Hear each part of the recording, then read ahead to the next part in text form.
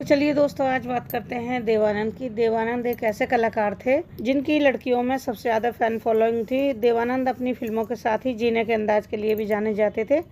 बहुत कम लोग जानते हैं कि फिल्मों में आने से पहले देवानंद ब्रिटिश सरकार के मुलाजिम हुआ करते थे।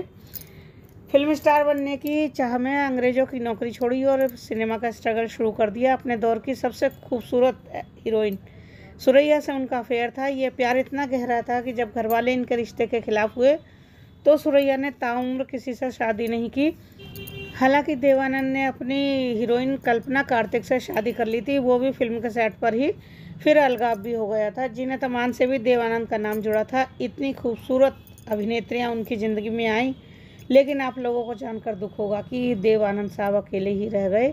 एक के बाद एक हिट फिल्मों ने उन्हें सुपरस्टार और सदाबहार सितारे का तगमा भी दिलाया। देवानंद की कहानी अपने आप में सिनेमाई है। कई किस्से और बातें ऐसी हैं जो बहुत ही कम लोग जानते हैं। चलिए आज हम आपको उनके बारे में कुछ बातें बताते हैं। देवानंद जेब में 30 रुपये और आंखों में एक हीरो बनने का सपना लेकर मुंबई आ गए थे।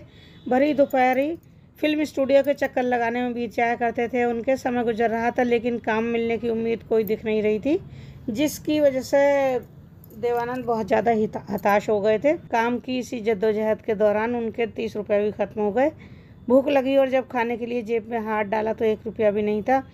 भूख और काम की लालसा में उन्होंने स्टाम्प कलेक्शन में एल्बम को बेच दिया, जो उन्होंने बरसों से इकट्ठा किया था। इस एल्बम से उन्हें 30 रुपये मिले थे, जिससे उन्होंने मुंबई में कुछ दिन और गुजारा किया। देवानंद ने काम के सिलसिले में कई लोगों के दरवाजे खटखटाए, लेकिन सब जगह से उन्हें निराशा हाथ लगी। सपनों की नगरी से खुद को सपनों से दूर जाता देखकर उन्होंने 85 रुपये मासिक वेतन के साथ एक जगह क्लर्क की नौकरी कर ली।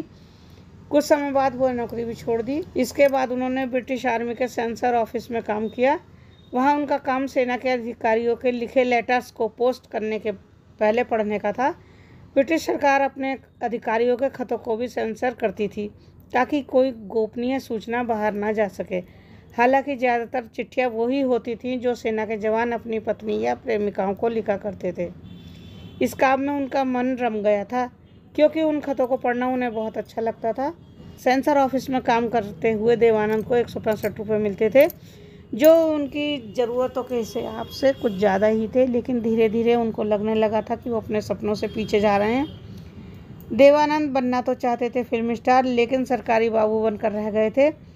वो इस नौकरी को छोड़कर आगे बढ़ना चाहते थे, लेकिन उन्हें कोई रास्ता दिखाई नहीं दे रहा था।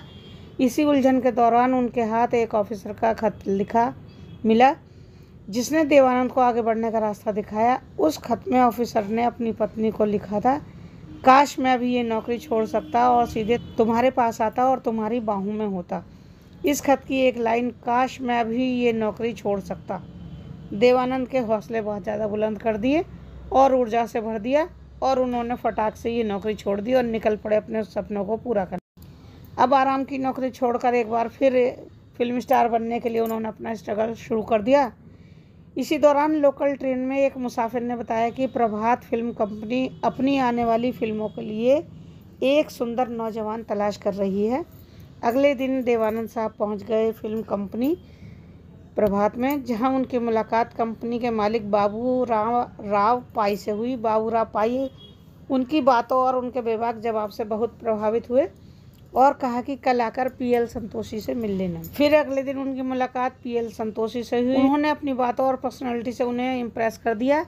उन्होंने देवानंद को 3 साल के कॉन्ट्रैक्ट के साथ प्रभात फिल्म कंपनी का हिस्सा बना लिया।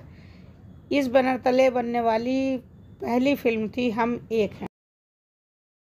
ये फिल्म कुछ खास कमाल नहीं दिखा पाई, हालांकि यहीं से उनका फिल्मी सफ़र शुरू हो गया था। इस दौरान कई और फिल्मों के ऑफर भी उन्हें मिलने लगे थे। इसके बाद देश के विभाजन के उथल पुथल के दौरान ही देवानंद का प्रभात कंपनी के साथ कॉन्ट्रैक्ट भी ख़त्म हो गया। हालांकि उनका ये संघर्ष लंबा नहीं चला और देवानंद को अशोक कुमार की फिल्म जिद में काम मिल गया। ये वही फिल्म थी जिसने उन्हें बतौर फिल्म इंडस्ट्री में एक्टर के तौर पर स्थापित कर दिया। 1948 की फिल्म विद्या में देवानंद को उस दौर की हीरोइन और सिंगर सुरैया के साथ काम करने का मौका मिला। उन दिनों सुरैया कामयाबी के शिखर पर थीं और देवानंद इंडस्ट्री में नए थे। इसी फिल्म की शूटिंग के दौरान दोनों की मुलाकात हुई थी और सुरैया में और उनमें धीरे धीरे प्यार हो गया। देवानंद और सुरैया के प्यार की खबर सुरैया की नानी को पता चल गई और उन्होंने उन पर पाबंदी लगा दी। सुरैया कभी भी अपने परिवार से अलग होने का साहस नहीं जुटा पाई और उन्होंने ताउम्र बिना शादी के जीवन बिताया। सुरैया के अलगाव के बाद देवानंद बिल्कुल अकेले रह गए। इस दौरान उनकी मुलाकात कल्पना कार्तिक से हुई। कल्पना को उनके भाई चेतन आनंद ने काम करने के लिए कास्ट किया था।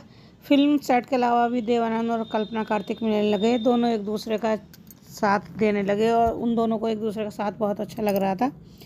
बाजी की सफलता के बाद दोनों ने फिल्म टैक्सी ड्राइवर में भी एक साथ पहली फिल्म में काम करने के लिए कल्पना को बहुत तारीफें मिली, जिसके बाद उन्हें देवानंद की प्रोडक्शन कंपनी के अलावा अन्य बैनर के ऑफर भी मिलने लगे थे, लेकिन उन्होंने सभी ऑफर्स को ठुकरा दिया था। उनका कहना था कि वो सिर्फ देवानंद के साथ ही काम करना चाहती हैं।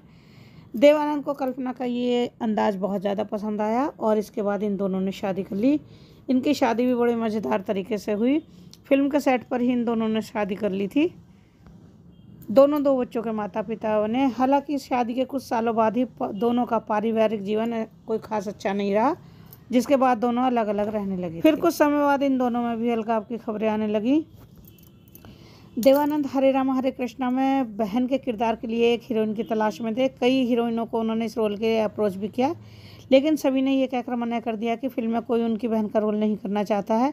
इसी दौरान एक पार्टी में उनकी नज़र जीनत अमान पर पड़ी। उसके हाव भाव जैसे थे वो उनकी फिल्म के रोल के लिए बहुत ही सुटेबल थे, तो उन्होंने इस रोल के लिए उन्हें अप्रोच किया और जीनत अमान मान भी गई और वो स्क्रीन टेस्ट में भी पास हो गई। इस फिल्म की सफलता के बाद जीनत अमान की पॉपुलैरिटी में 4 चांद लग गए। इसके बाद ये दोनों फिल्म हीरा पन्ना में नजर आए। फिल्म की शूटिंग के दौरान ही दोनों के बीच में नज़दीकियाँ बढ़ने लगी और दोनों के अफेयर के चर्चे भी जोरों पर होने लगे। लेकिन इसी दौरान उनको ये पता चला कि जीनत अमान और राज कपूर के बीच भी नज़दीकियाँ बढ़ रही हैं। इसके बाद उन्होंने अपने कदम पीछे खींच लिए। देवानंद का 3 दिसंबर 2011 को दिल का दौरा पड़ने से 88 साल की उम्र में लंदन में निधन हो गया। उनके निधन के 2 महीने बाद उनकी आखिरी फिल्म चार्जशीट रिलीज़ हुई, जिसे उन्होंने डायरेक्ट और प्रोड्यूस किया था। तो देखिए, ये थी देवानंद साहब के बारे में जानकारी। आप लोगों को वीडियो कैसी लगी मुझे ज़रूर बताइएगा। अगर आप लोगों को वीडियो अच्छी लगी है तो प्लीज़ वीडियो को लाइक कीजिए, शेयर कीजिए और चैनल को सब्सक्राइब कीजिए और इसी तरह बने रहिए। चलिए मिलते हैं आपसे अगली वीडियो में। इस वीडियो में इतना ही। नमस्कार।